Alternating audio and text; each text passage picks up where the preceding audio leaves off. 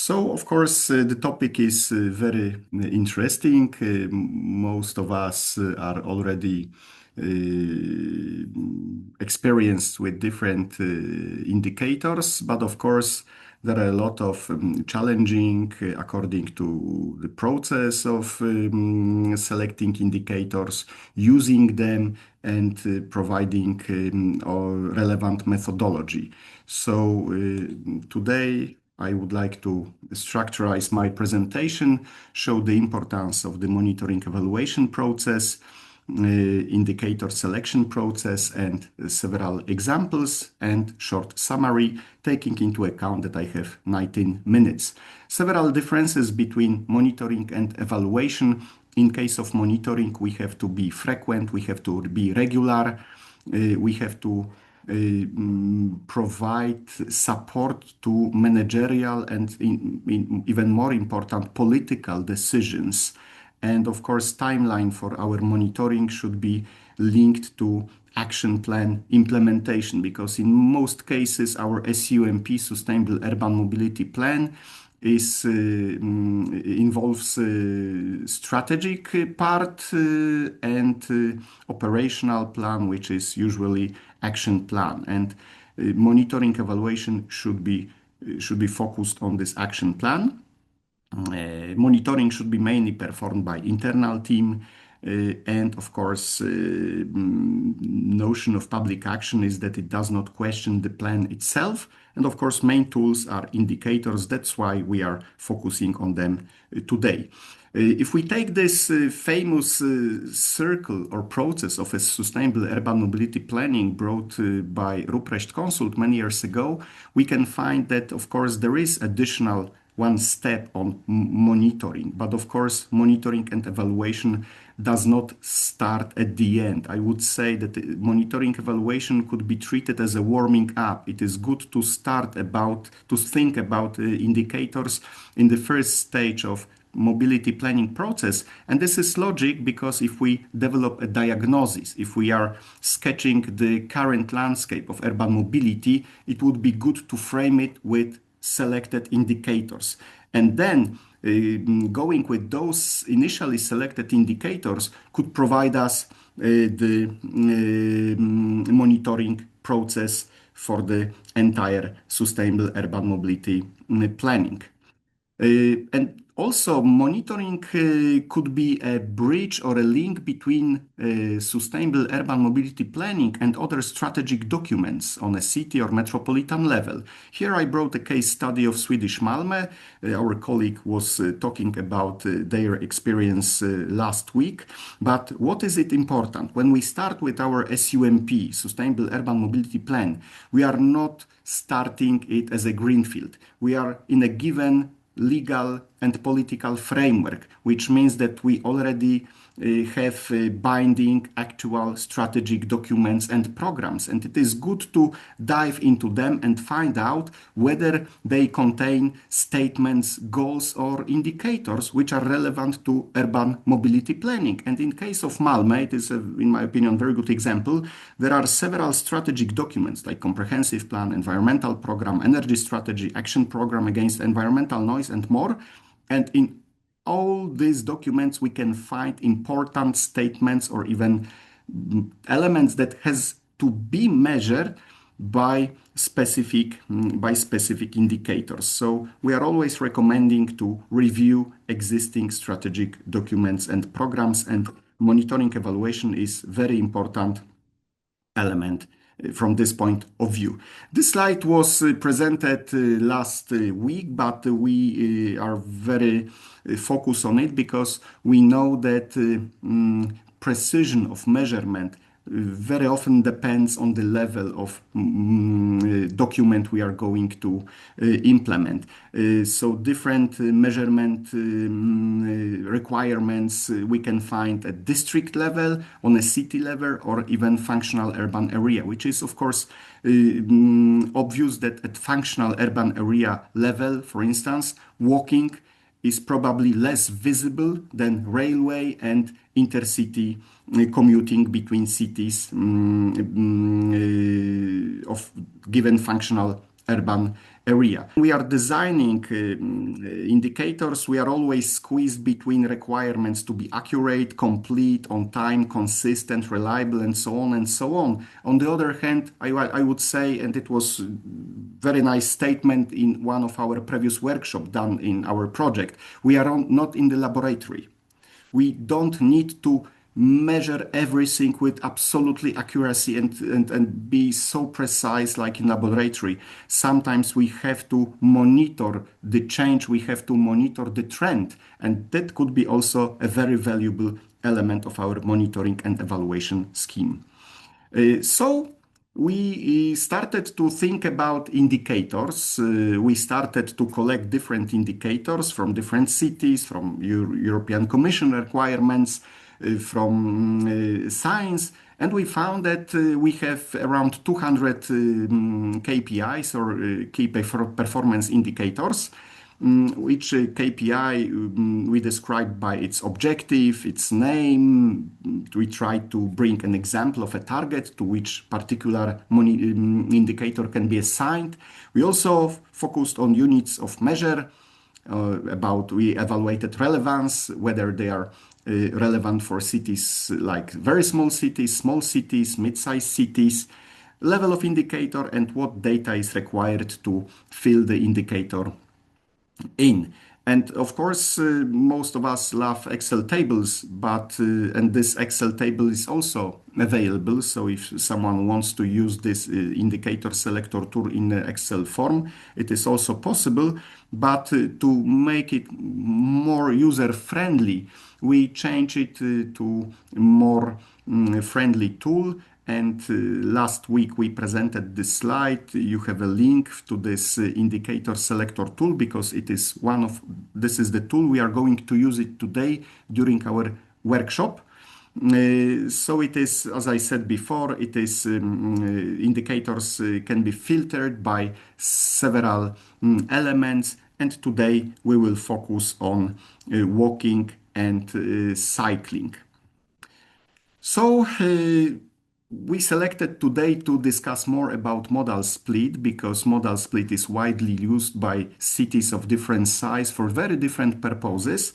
Of course, to bring a very precise modal split is quite challenging and means a huge research effort, but modal split can also be a low-hanging fruit in the monitoring evaluation if we speak about small elements. For instance, school mobility. I don't want to speak too much because our colleague from Lithuanian city of Panevėžys would bring us today a very good presentation about school mobility. But even in small city of Cēsis in Latvia, 14,000 people, it was possible to to sketch a picture how kids are getting to school, and that was a very good starting point for mobility measurement in the city. So sometimes we don't need to cover entire city. Sometimes we can calculate modal split to use it as a diagnosis for a specific area like city center, new district, or railway station or school education system. It could be also used for a comparison and measuring the progress in a particular city. We have Gävle modal split 2018 and what city is planning for 2030 according to its environmental plans. So modal split, especially in those cities that established ambitious climate goals, is absolutely important part of monitoring and evaluation. Of course, some cities, let's say, are privileged because spatial layout can support high share of active modes like walking and cycling. We brought an example of two project partner cities, Greifswald in Germany, which has old town and very specific architecture, which means that share of cycling in modal split exceeds 30%. So it is absolutely one of the top shares we found in Europe, but of course it is mainly because a very dense medieval spatial layout of the city center. On the other hand, we have mid-sized city of Turku in Finland, and you can find that the city center is very well structured and gives a very good opportunity, especially for walking, but also for cycling. So especially those nice trottoirs along the river are very create a lot of opportunities for active modes. So again, you don't need sometimes to start with the entire city. You can focus on specific elements, taking the spatial layout into account. Of course, we have to take into account some methodological approaches. This is case of my hometown city of Gdynia, which celebrated 100 years yesterday. And we have in this table you can find results of marketing research made by the Public Transport Authority in 2024, and the method was in-house interview.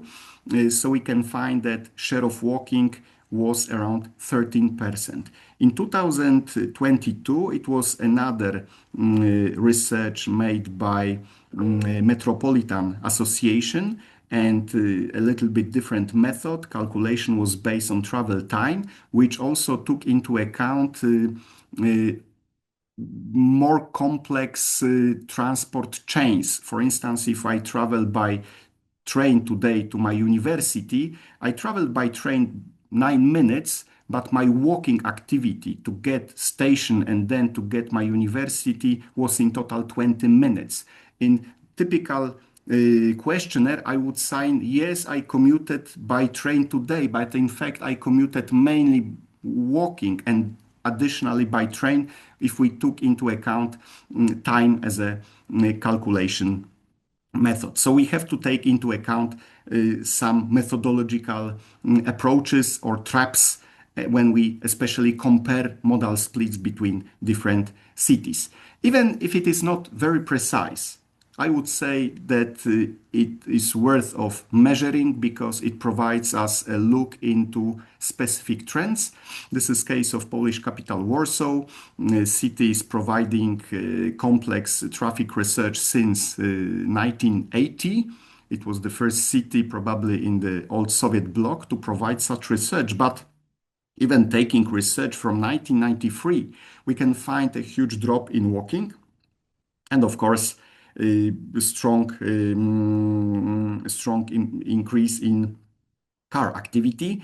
Public transport remained almost the same because cities like Warsaw, Prague, or Budapest, they offer a very good public transportation. Anyway, even those research is not extremely precise because it is almost not possible using traditional method to build to measure such big and complex city like Warsaw. It gives us insights into certain trends, and this is also very valuable. As I said before, we sometimes cannot be very precise, but if we can even mark the direction of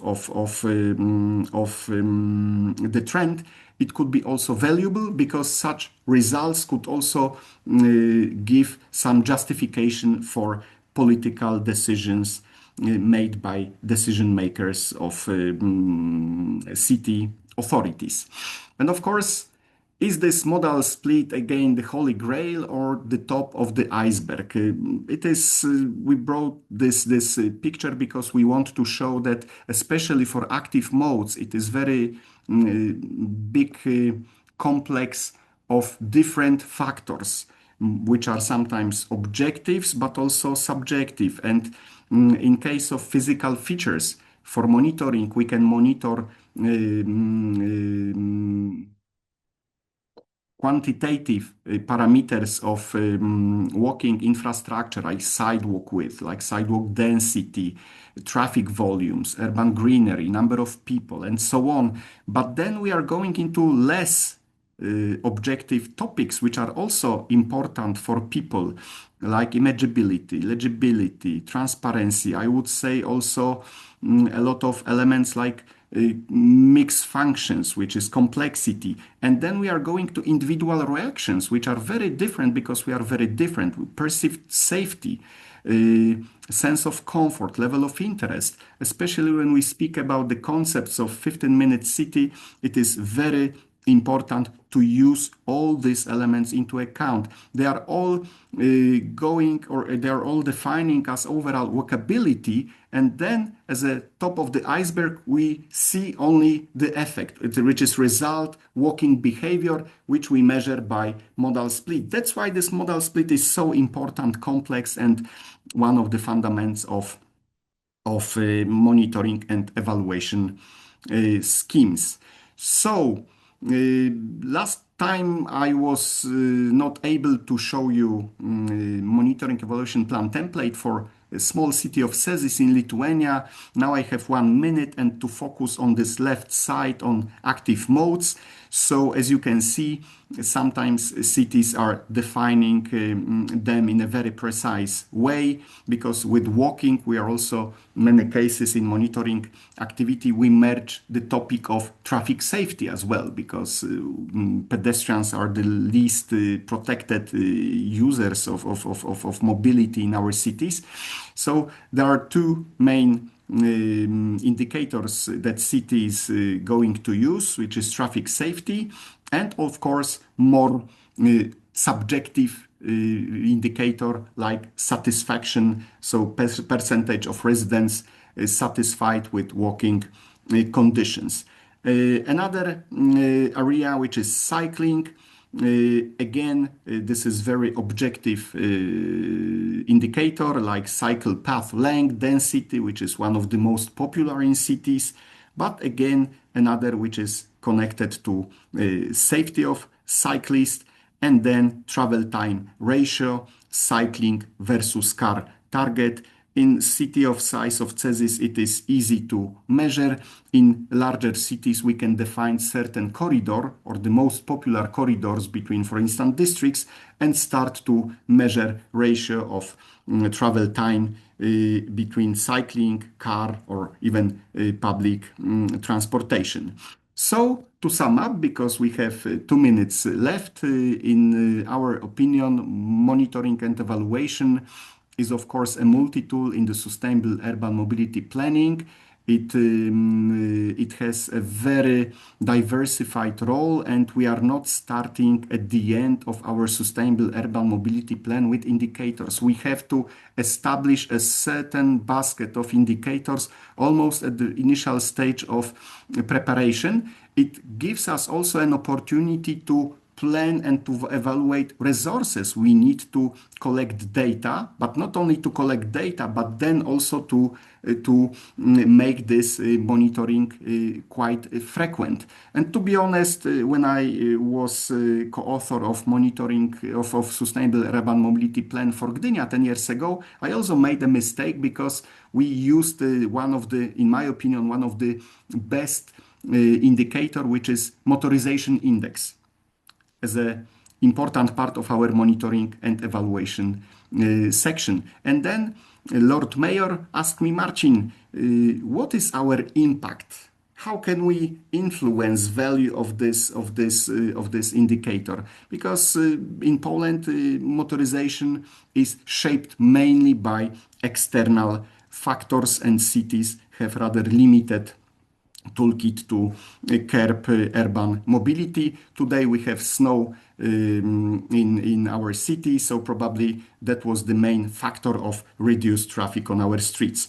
But monitoring evaluation could also act as a link between existing strategic documents and programs and sustainable urban mobility planning. So again, sometimes we don't need to start from scratch. We can revise, review existing documents and programs and extract the most valuable indicators for our purpose. When we carefully plan indicators, we can avoid critical mistakes we discussed last week, like too many indicators, too complex indicators, too ambitious indicators. but also new concepts of sustainable urban mobility planning bring us new areas for monitoring evaluation. Environment, especially when our cities are strongly focused on climate goals, health, noise, equality. And of course, focusing on the most critical indicators is efficient and easier for political dialogue because SUMP, whatever we want or not, is also a big or could be a big political issue in our cities. And barriers to precise measurement shall not limit the monitoring process. And we today will use this indicator selector tool. So thank you for your attention. So just to get a clear view about Panevėžys, it's the 86,000 citizens. It's rather, well, small, or fifth largest city in Lithuania, but we are the second city by population density in Lithuania. So we have some, well, also challenges and convenience of being compact, but also it's some cases it's difficult to extend, let's say, bicycle paths or other streets in the city. We are more or less a monocentric city. Industrial-based spatial planning was done when we developed our city, because we count around, well, 500 years, but our recent growth was since 1960 something. So it was growing very rapidly. Also, we have plenty of green spaces like parks, and we've been recognized as one of the greenest municipalities in Lithuania a few years in a row. And we have this sustainable urban mobility plan, well, confirmed and prepared in 2017. But we are still working on it every year, and with every year, well, new tools are adapted or new data is collected, and we are thinking how we can arrange or rearrange it and to adjust according to our citizen needs and sustainable mobility in a city. Also, I must mention that we have exceptional and effective system of internal and external transport chain. So we have highways connecting north to south. Now we do have the railway, and Rail Baltic is under construction at the moment. And also we can reach 3 airports, international airports, within 150 kilometers around Panevėžys. So it's rather very convenient to be based in Panevėžys. It's convenient to live in here, but also we face some problems as well when talking about sustainable urban mobility. So when we were thinking about the challenges we could analyze and work on through this project, we divided, well, we looked at the data as one of the main challenge. And then we split that areas in 3 main parts, like governance challenges, like data and methodology, and urban infrastructure. So let's say budget constraints for infrastructure was from governance perspective. That was based on, let's say, political cycle-driven priorities, where to invest money, either into the roads, either into the bicycle paths or pedestrian paths, and so on. Also, we looked at the infrastructure challenges, like we have plenty of bicycle lanes, like more than 90 kilometers. On the other hand, some of them are outdated and inconvenient to travel on.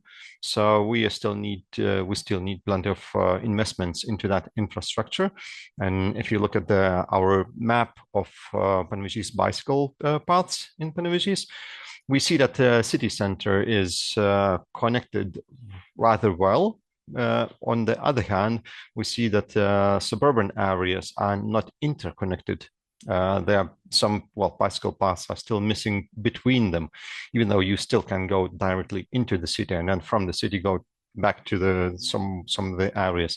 So we were thinking that these are challenges that this sustainable urban mobility could try to solve them.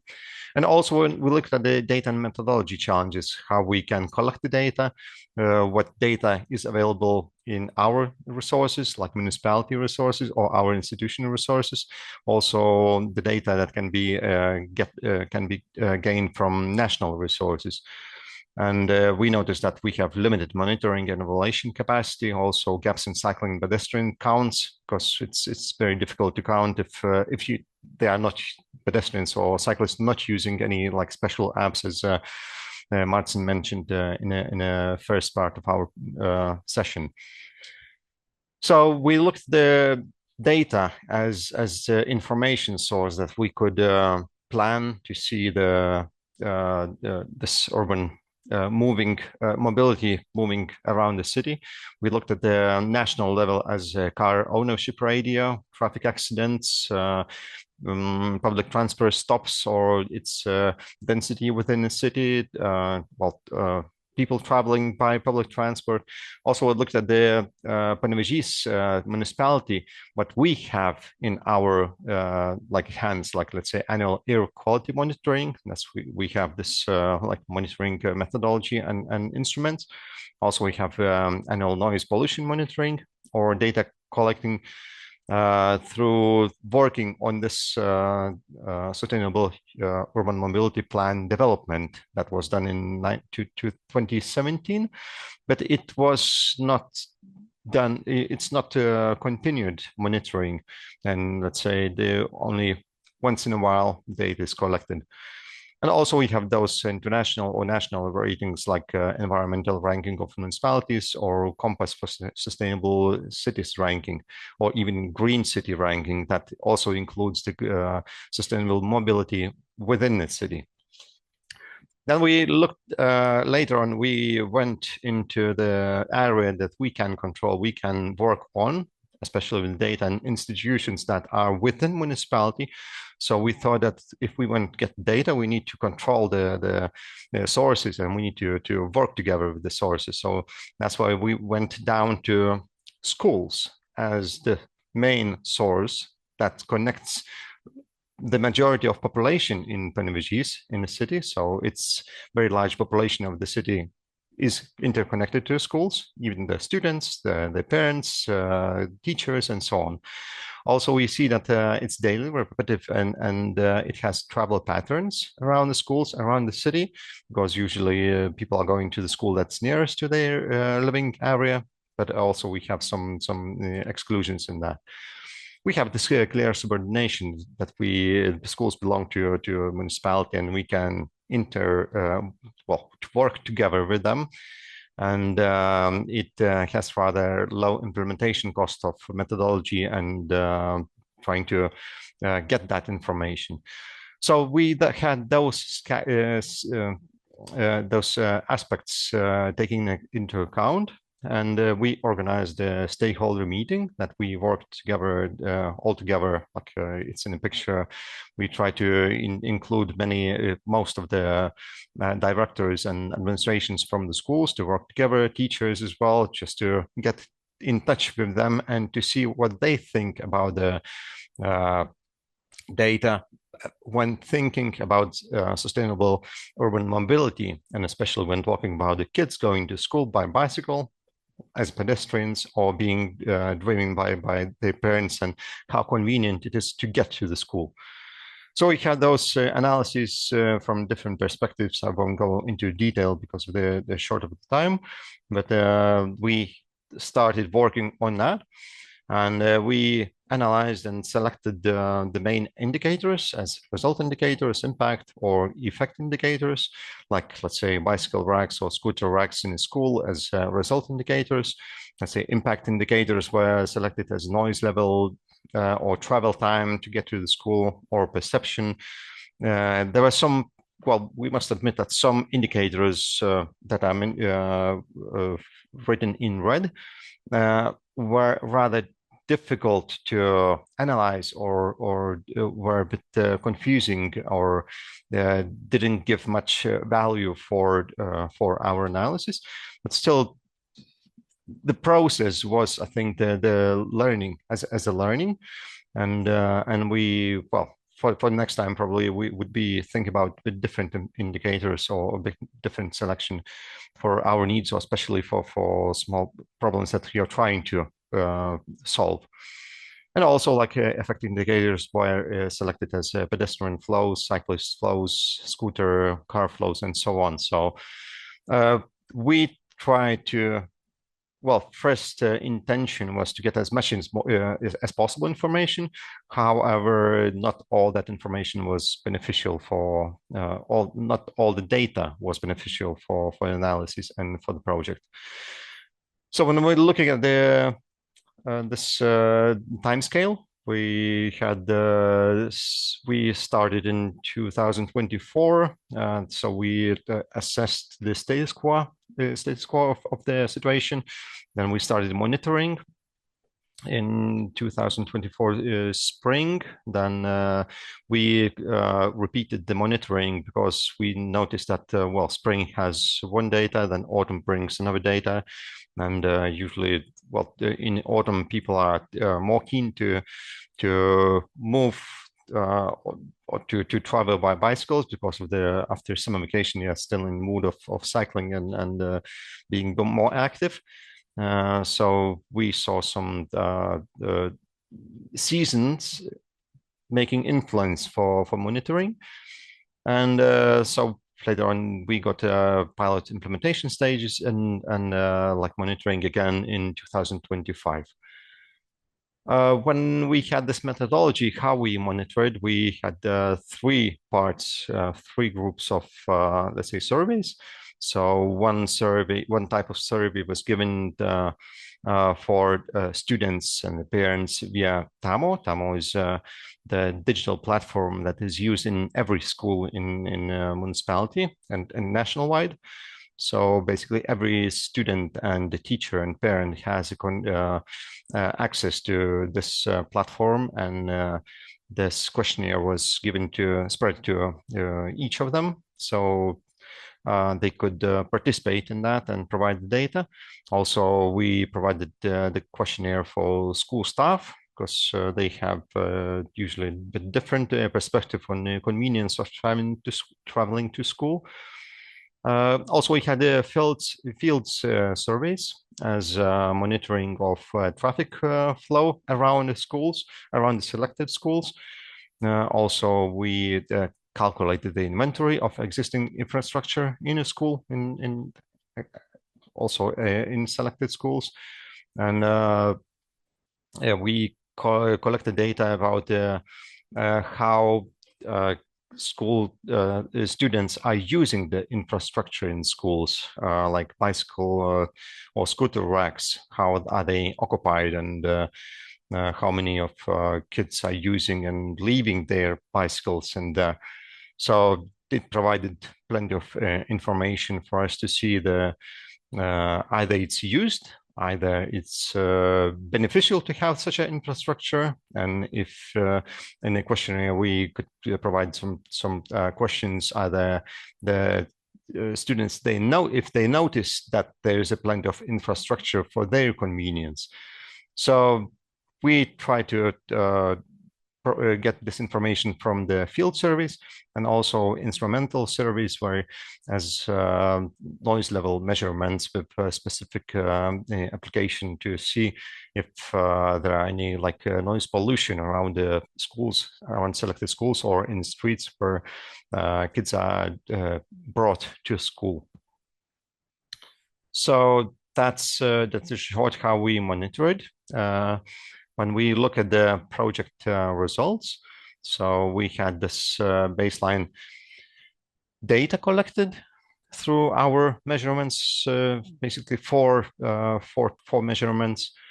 We can compare the data over time, even though we noticed that there's very significant seasoning in the data.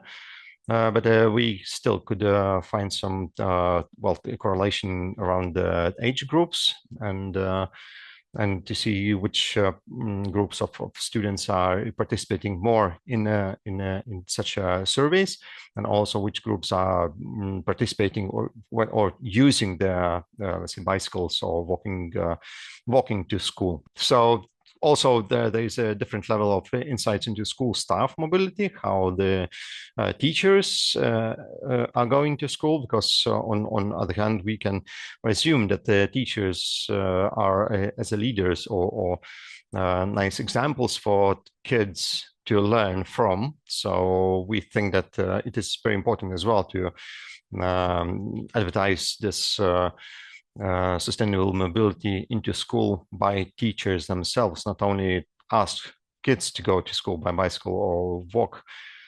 So also, we noticed some changes between seasons, before and after intervention, and across years. So also we see that, well, in Lithuania, we still have this habit of travel conveniently into school or into to work. So basically, we choose, if it's raining, we prefer not to get soaked or wet. So probably we still have are keen to be in convenient environments, so probably gonna choose prefer the public transport or car instead of cycling in the rain. But we met some really keen cyclists that are traveling to school even in winter time. So when we did a survey about the noise levels in the school and around the schools, we see that we noticed that it did not exceed national limits. And even though it's nice to have this information, but we decided that it's not very significant, especially in the morning before the classes, not during the classes, but before the classes, to have this this data. So probably still, when thinking for the next projects, what to collect, that would be a bit well, not very useful data. And also we had this open-ended responses, like explain reasons for active and inactive travel behavior among students and staff, or revealed some children likes, concerns, satisfaction, and road safety perceptions, how they see the roads, streets on the way to school, or through some parks that are lit on without lightning in darker mornings or evenings. So it was very good to have this open-ended responses when we can collect some other data or insights that we don't think or we don't even notice from our perspective. And some problematic aspects were that due to workload, teachers were not always willing to complete additional surveys, especially when they are repeated, because in very beginning they are keen to participate and to provide this feedback on the data, on the habits of themselves and students. However, during the longer periods to filled in the same forms were not so they were not so enthusiastic. So there is still a question, or let's say issue to think about how to include involve them a bit more how to say, the enthusiasm to participate in such competencies, probably to in such a surveys, probably to find some value for themselves and for students or for schools. And also, we noticed that it's very difficult to collect the data when we see that kids are going to school by public transport. So it's difficult to separate the traveling. Either they came by public transport like buses, or they walk down to school, especially if the bus stop is somewhere further or somewhere around the corner. So what you see through our surveys, what we saw is that it's only that kids are coming on foot to school, but we didn't ask them if they jump off the bus just around the corner. So there are still some gaps that could work a bit more on. And well, probably lessons learned should be mentioned, like as well in the same areas, like data governance and planning, opportunities, methodology, and data quality. So let's say through data governance and planning, it's important to define data roles early, and also it's very good to have the baseline for the data in good baseline for the data, and later on only to repeated, let's say, surveys or the follow-up data could be analyzed as a trends for the changes of the habits or students or this mobility in the city. And it's important to keep the indicators simple and for long-term tracking.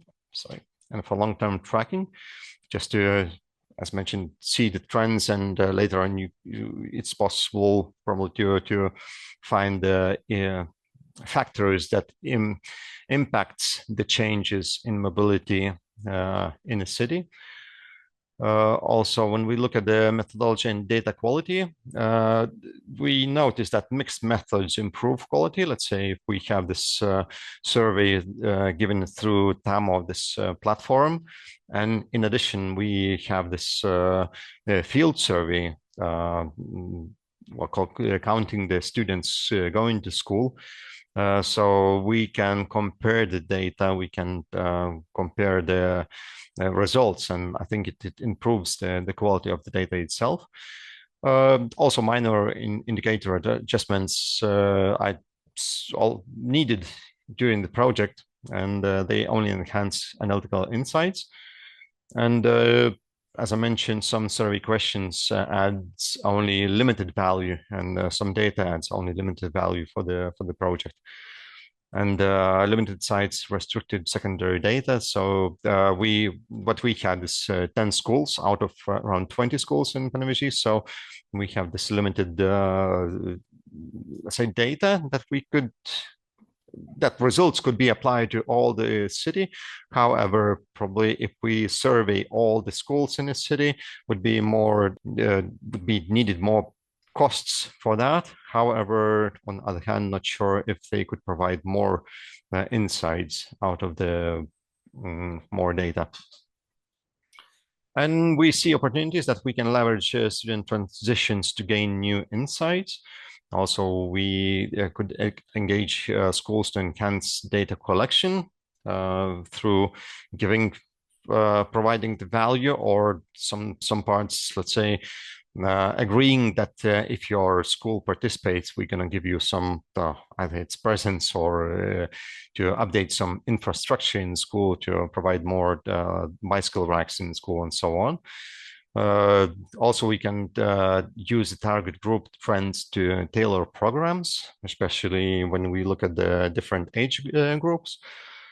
Also, through this project, we could strengthen school collaboration for better data. So probably it correlates together with the engaging schools to participate in data provision or data analysis. And also we can apply trends in inform strategic planning, especially when we are talking about this sustainable urban mobility planning, or some investments in infrastructure in a city, especially when talking about the bicycle paths and so on. So our advices to other cities would be, well, probably a short list what to do, and even shorter what not to do. So align data collection with sustainable urban mobility plan targets from the start. So just to know what you are looking for and what you are keen to do. Starting with schools as a way to cut your costs and find a quick impact. And also it's simple monitoring methods are easy ones to do and low cost. And young people are always keen to participate in such surveys and participate and be active in the city, in city mobility. And it only shows that it's evidence-based monitoring. So it means that especially kids, students are going to school every day. So it's built on evidence. Also using early data to refine scope and expectations. It's always good to always re-question yourself what you are looking for and what you can do with the data. Also, when you look at the mini, like we call it, mini travel plans, going into each case, let's say from each student has its own like minute travel plan, how to get to school. But also when we look at the big picture, each this minute travel plan grows into big picture of the city. So it's good to plan a city according to those small cases. And also collecting data on students traveling to school by public transport.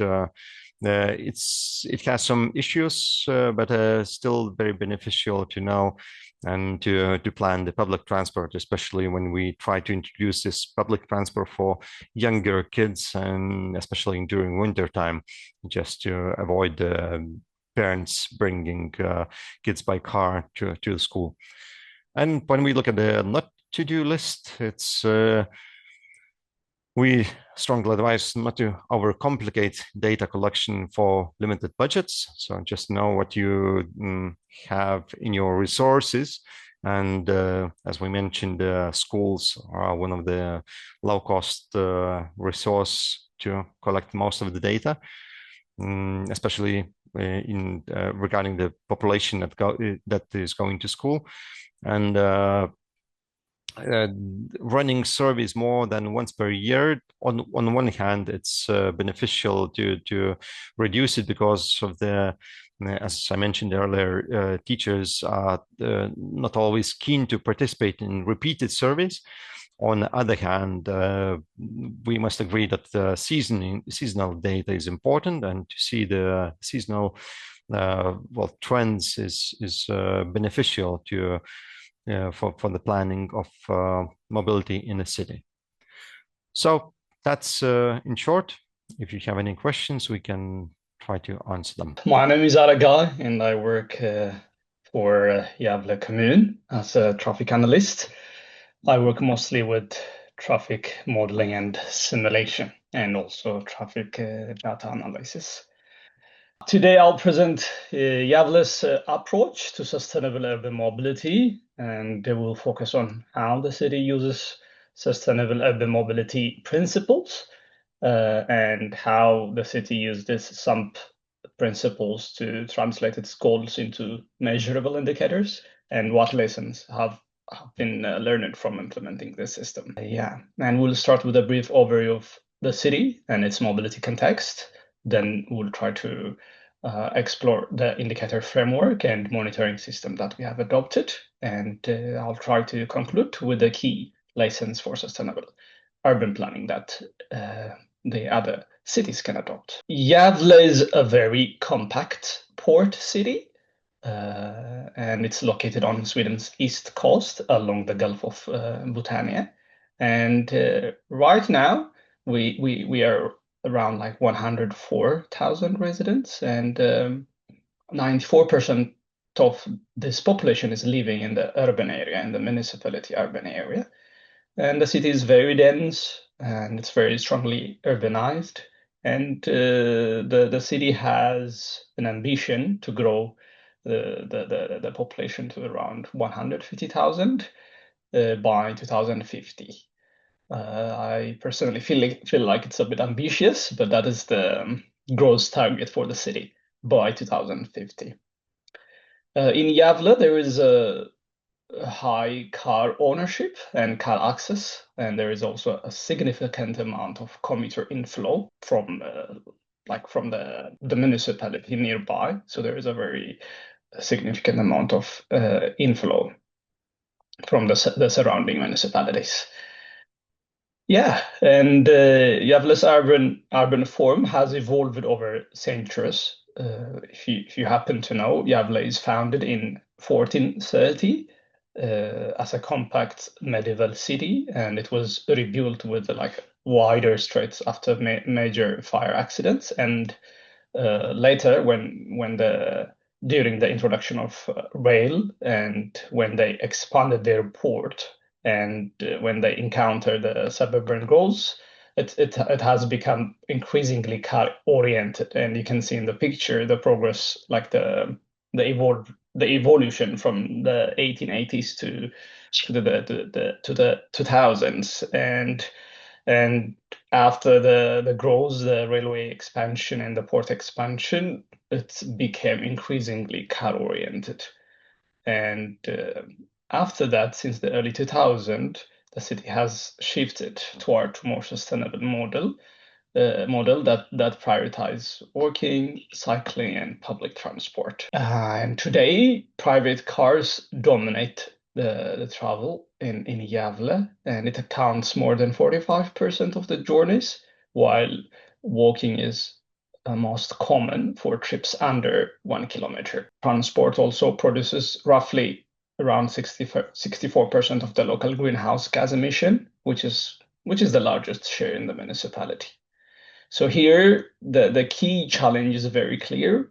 It is reducing the car dependency, lowering the emission, and building a mobility system which is capable of supporting both climate goals and future population growth. So that's why, in order to address this, Gävle is like actively implementing a coordinated set of policies that connect immediate actions with long-term transformation. And we have a number of plans, policies, and strategies. And officially, like it is not like identical as SUMP, but it is more or less the same. The first traffic strategy, which was adopted in 2008, it has been revised again in 2014. And there is also like additional documents and plans, action plan strategies that follow the traffic strategy document.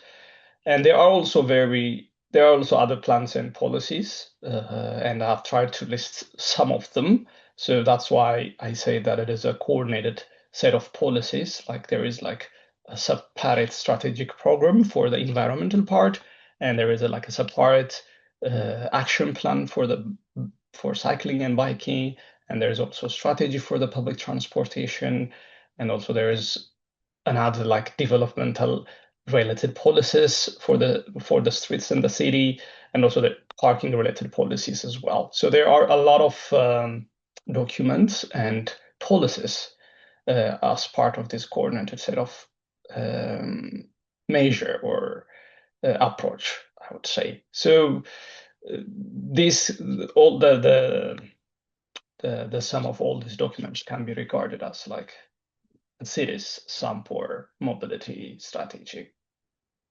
And in order to address this challenge, which is car dependency and emission, and in order to build a mobility system which is capable of supporting both climate goals and future population growth, there have to be this kind of approach, integrated approach, and that's why Gävle is adopting this. In light of this, Gävle's ambition is very clear and it's very bold as well. By 2035, the municipality aims to become climate neutral and also very low carbon transport. Because the mobility part is particularly representing the majority of local emissions. So by 2035, Gävle aims to be climate neutral city. And there is a famous tagline, climate neutral Gävle 2035. So this is the overarching, the main target.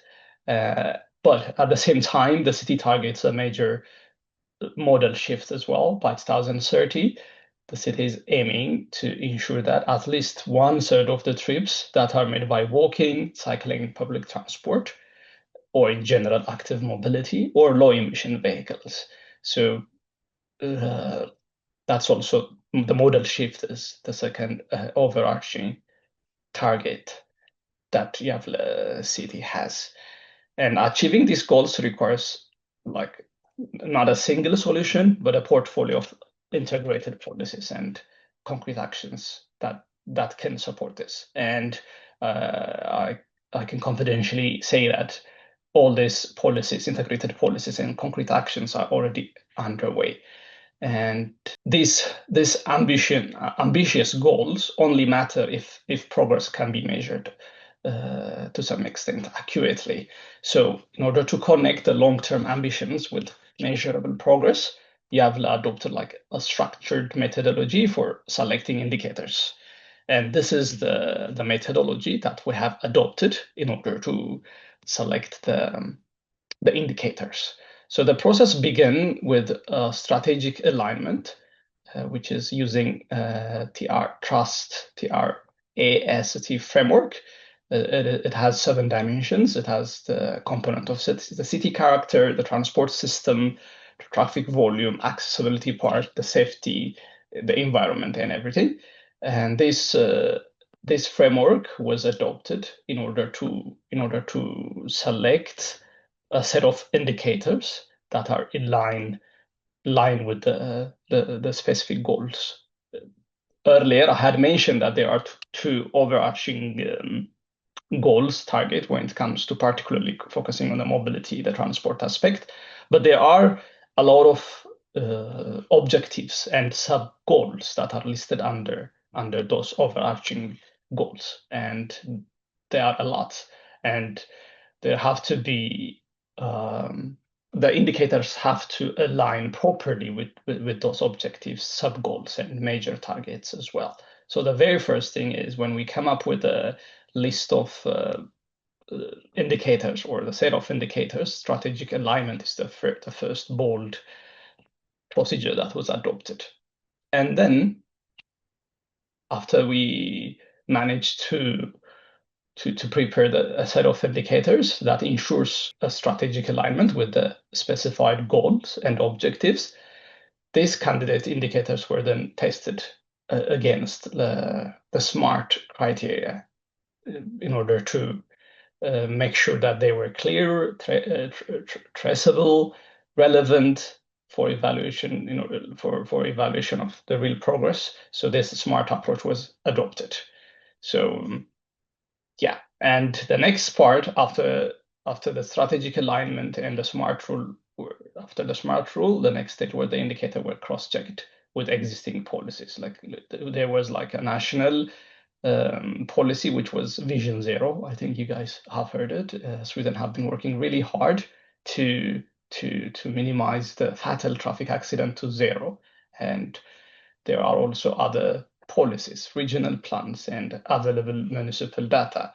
And there have to be coherence with political priorities and the contents of those regional plans and existing policies. So cross-checking was the next critical step after the strategic alignment and the adoption of SMART rule. Cross-checking against existing policy and targets was the third part of the selection methodology. Then only indicators that could be measured regularly, that are in line with the goals and that are cross-checked with the policy and targets were selected, and they were retained for further processes. And the final selection prioritized high impact indicators, which are those indicators that are most strongly linked with the major goals, and those indicators that are capable of driving like a broader positive change. And this was done by conducting a workshop, like a stakeholder, like a workshop that involves stakeholders, and there were a review by the stakeholders and validation. And after this step, like a very concise, actionable, and clear list of set of indicators were determined. And all the policy documents, all the plans that I have listed previously has their own set of indicators. And more or less the procedures that were adopted in order to select those set of indicators for each policy and for each mobility plans were this procedure. IAVLE has also established a dedicated monitoring and evaluation framework in order to turn these indicators to actionable insights and in order to guide decision making. The framework defines, like, it has phases, and it has, like, for all those phases there is like responsibilities, the main responsibility, and I mean the main activities involved in the phases, and there is also a person who is responsible for conducting the activities, and also the time, the frequency, and the final output. So this is the general framework, the measuring and like the monitoring and evaluation framework. So there are around 7 phases in this framework. The first one is the baseline establishment, and then regular data pool, indicator validation, trend, the analysis part, the reporting, and using the output in order to make decision and in order to come up with the corrective action plans, and finally to review the set of indicators and to update them. So these were the phases that were included in the monitoring and evaluation framework. So it always started with baseline establishment. And the baseline establishment attempts to collect the most recent data to define like a starting point. Totally, there are more than 75 indicators that are listed in every strategic document and mobility plans. And all those indicators were monitored by different departments in the municipality. So I just want you to bear in mind that. So for every indicator, set of indicator, for every metric, there have to be a starting point. There have to be a baseline that we have to compare. So one of also the challenge that we had faced, I'll talk about them. Every challenge come from these steps. Either it might be from the baseline establishment, lacking some initial data that one can compare, and also having like an integrated platform where all the data are stored. So there are the gaps and the challenges are from this particular framework environment. So they emanate from one of the stages, and also they are from. Sometimes we tend to make mistakes in the selection methodology as well, and sometimes we might fail to cross-check whether every metric is smart. Sometimes some of them are vague. Sometimes it's very hard to measure. So there are indicators that are included, but when they are tested, for example, from the smart rule criteria, they tend to fail. So the gaps and the challenge that we faced throughout the years, where they emanated from the selection methodology, and also from the monitoring and evaluation framework as well. So it always started with a baseline establishment. So the most recent data was defined as a starting point. Mostly the technical, it's called Techniska. So the technical sector, which has like more than 100 employees in different departments. That sector was primarily responsible for the baseline establishment in general. And of course, the output will be just a baseline table that shows the most recent data for every indicator. And then, of course, regular data collection was conducted, and the data were pulled from multiple systems. And for example, we have like a lot of traffic measurement devices, for example, primarily during like off winter season, during spring, summer, and fall. We tend to use pneumatic tubes and we conduct those traffic measurements internally, and we upload them in a system which is called Traffic Web. We have video cameras, and we have also like sensors, fixed sensors. We have radars as well, mostly for the car traffic, and we have also like fixed cycle traffic counters as well. We have also different measurement devices for the pedestrians as well. And for the collective traffic, which is for the public transport, there is its own sector. There is an institution which is called X Traffic, and we fetch data from their ticketing system as well. And we try to conduct travel surveys, well, twice, I think, in 2012 and 2018. And there are a lot of data sources, and we try to pull them. That's the second step that we have adopted. And then indicator validation was the third phase, which is basically cross-checking and spotting out the outliers. For example, we have noticed sudden drops in cycling counts, and and we were confused because the device was working properly, but all of a sudden there was a drop in cycling counts. And then when we checked, two of them were there was like they were malfunctioning. There were errors in the devices. So now we are working on that in order to replace them, and we are working to use the existing data in order to do like extrapolation and in order to fill those missing data. So this is also one of the challenges that we've had recently, and we're working on that right now. And the next part is the data analysis, and a lot of analysts conduct this, and I'm also one of the employees responsible for such type of analysis. And basically, we use Excel and Power BI and GIS as a tool. Of course, here and there, I myself use R, Python to do traffic data analysis. But basically, these are the widely used tools in the municipality. And of course, we report the data. I myself is responsible for the pedestrian and cycling and the car traffic data. The car traffic is usually need-based, and everyone who wants to access the traffic volume have an access for the traffic website, traffic web portal system website, and they can fetch the data whenever they want. But annually, I try to summarize all the measurements that are conducted during that specific year, and I'll try to convert them in a format where the environmentalist uses in order to quantify air quality matrices and noise related matrices. So I tend to summarize this, but we constantly report in a system which is called StratSys, and the pedestrian and the cycling data is reported monthly, and the car traffic is need-based, and the air quality and noise is also annually.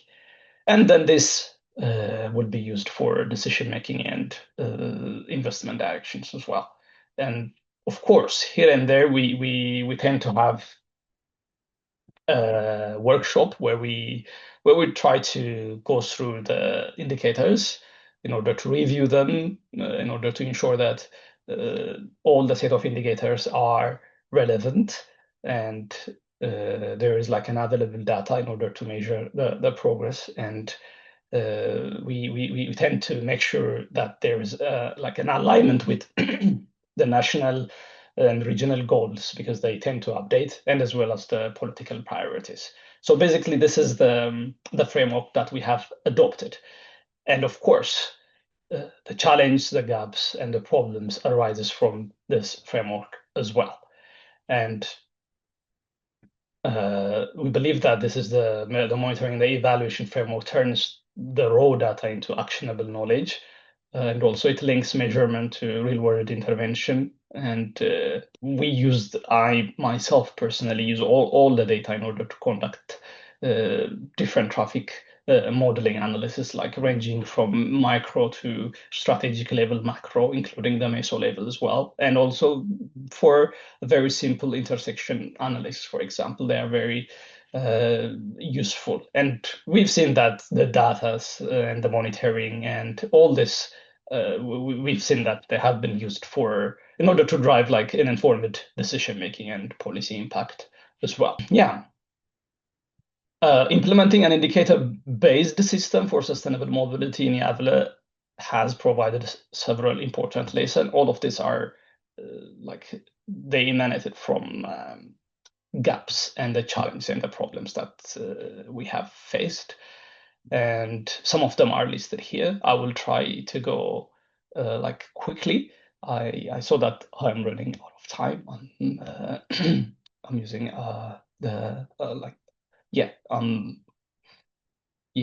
I think I've used 7 minutes more so far. I'm really sorry. So I'll try to go through them quickly. So yeah, as I've mentioned, implementing an indicator-based system, of course, there will be like several gaps and problems, challenges that can arise.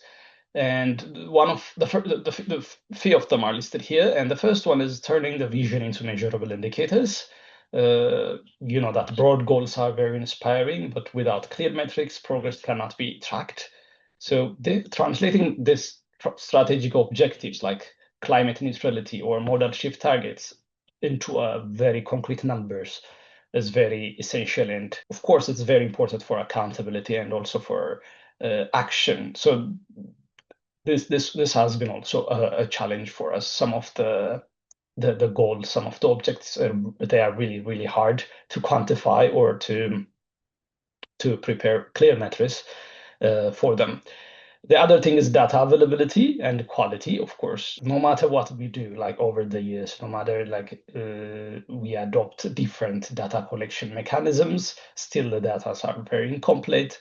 They are also very fragmented because they are all over the place, and we don't have like an integrated system that has everything. For example, for the cyclist, we use intra control. For pedestrians, we have a different tool, and also for car traffic we have traffic web, and now we have also for the air quality we have another system. So we're now working on on creating an integrated system. And also, as I mentioned earlier, sometimes ensuring smart indicators is very, very difficult as well. When it comes to frequency and updating, we have also, there is a mismatch between the required annual updates and data collection cycles. Like recently we started collecting data like annually on like the same measurement points in order to follow the trend and in order to have adequate data in order to estimate the yearly annual traffic volume on certain points. So we started working on that after identifying the gap. And we also have gaps when it comes to validation and compatibility over time, because maintaining a consistent method throughout the years has been very tough, and analyzing the trends meaningfully was also one of the challenges that we have faced because of change in methodology. And we do have also resource and capacity constraints. And also there is a certain gap in linking the indicators to their specific impact, and also transparency and communication can be also mentioned here. And long-term relevance and adaptability is also one of the lessons that we had learned, because policy, technologies, mobility patterns always they evolve, and indicators must be flexible enough to remain meaningful over decades, reflecting both current priorities and emerging challenges. And for example, right now we're heavily working on conducting the travel survey in a very different way. Previously, the survey was conducted manually, so now we're trying to collaborate with one of the leading telecommunication provider, Telia, in order to get like mobile data, so that we can get more participants and more accurate data.